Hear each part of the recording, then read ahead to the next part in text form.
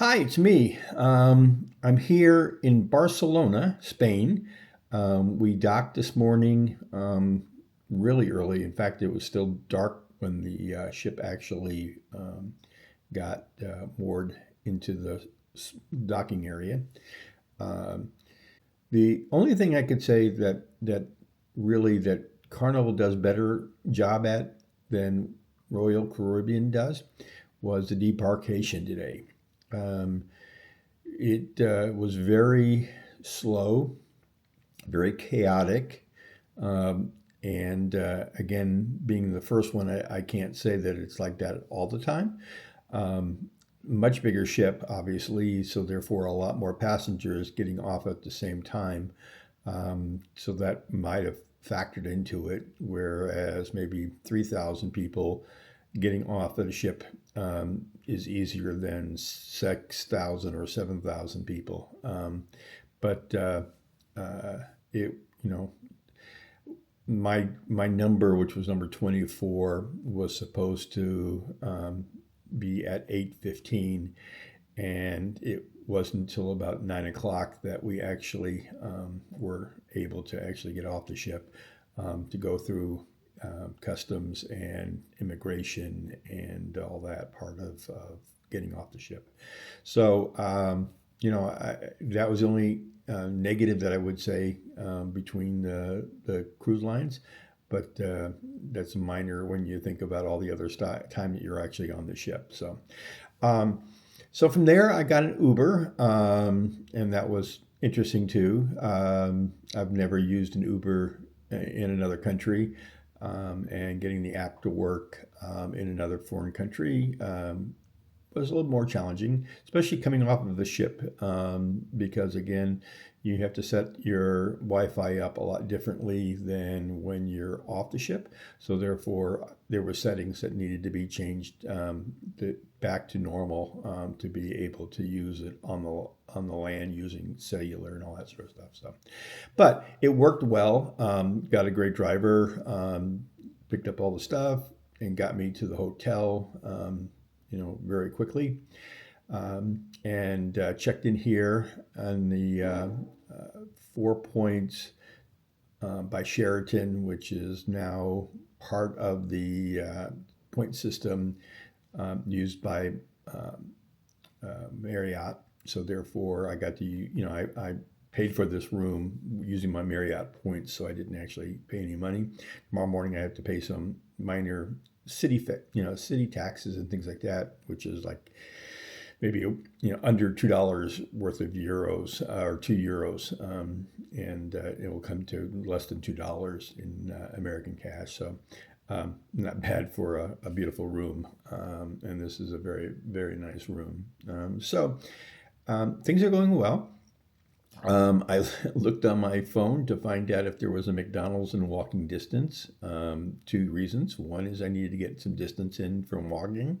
There's no walking on the ship today, so therefore I had to get it, off the ship. And so luckily there's one about a mile, just a little under a mile, 0.9 miles away. And I asked the people at the counter, is the area safe and any problems I would have walking to it? And they said, certainly none. So I headed off and I did my first purchasing of a hamburger with a person who did not speak any English, using my new limited but capability Spanish to order a McRoyal, and I also got French fries and a Coke Zero, and all that went well. I actually, when they called my number, which was Diez Nueve, knew it was me because I had number 19.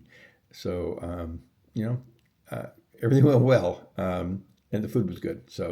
Um, so then I walked back, and the only negative of walking was it started to rain. Now it wasn't hard rain; it was like misting rain, and but you know, I got back the hotel, slightly damp. I wouldn't say I was wet, but I was damp, and came back up to the room. So that's where we stand right now.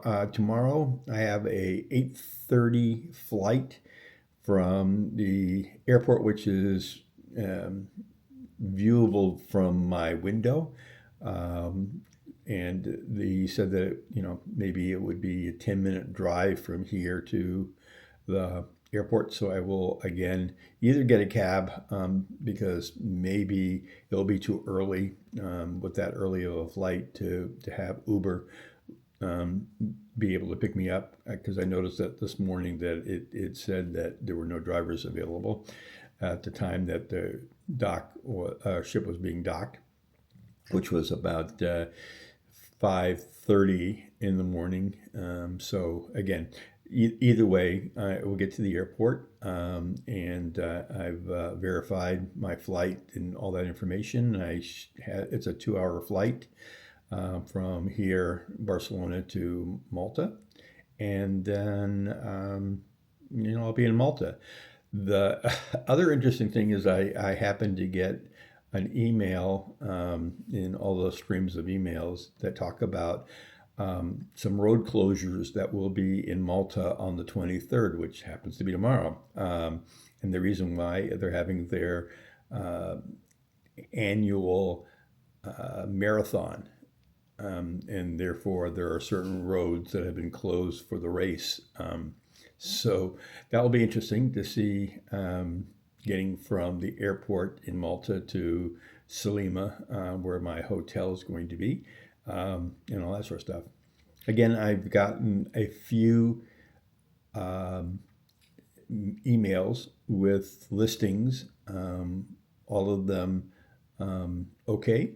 I sent back feedback saying that I'd like to see some of them, and I'll be doing that sometime either on Monday, or on Tuesday. And then, as I say, I'm going to spend as much time as I can being in the area. I want to see what Slima is like, and especially on a Monday, Tuesday, Wednesday type of time frame, and see if that really fits my what I'm expecting. And then obviously to see the units that are available, and to see if any of them are what I can rent, and what the time frames of everything will be, and what the cost will be. And then I have a meeting with the lawyer to discuss the next steps of getting a long-term visa through the retirement visa program that Malta offers, and we'll see how that plays out. Again, I'm not sure of the order of things. When certain things need to happen, in what order they need to happen in.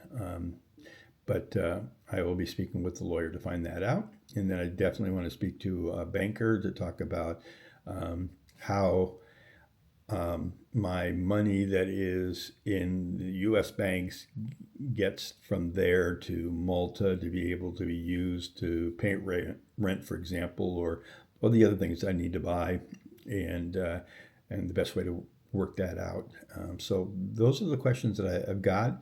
I do have some information that my bank said that if I wanted to move forward with a bank that's in Malta, the information that I need to get from that bank, it's routing numbers and account numbers and SWIFT codes and things like that. So I've got a list of things I need to ask on that. So we'll do that. So I'm excited. I mean, we're getting close to what the next step is going to be. Off the ship now, and on my way tomorrow to Malta, and then, as I say, check out where my future living might be. Okay, so I'll let you guys go. I responded to a couple comments. They were wonderful comments, and I appreciate, again, anybody who has questions or wants to say anything. Please feel free to comment me. I do read them all. I do respond to them as best I can, and